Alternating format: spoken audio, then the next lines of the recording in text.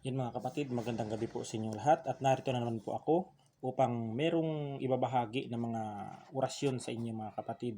Ang orasyong ito ay pangontra sa mga espiritu, sa mga nag-aaway, sa mga nabubulag o nabibingi na pinipinsala ng mga espiritu. Ito pa yung mga kanilang karamdaman. Yan. Usalin lang po ninyo ang orasyong ito na nasa taas. Ayan mga kapatid, usalin lamang ninyo dyan. At ito ang iba pang pamamaraan kung gagamitin sa panggagamot, iihip sa tubig na ipapainom o ipanggagamot at sa langis na ipanghihilot o sa papel na ipangtatapal. Mainam na iihip din ito sa apektado at sa tuktok ng may sakit sa panahon na bilog ang buwan o sa kasukdulan ng taas ng tubig o high tide. At saka isulat ang orasyong ito, yan, sa kapirasong papel at itahi sa pulang tela.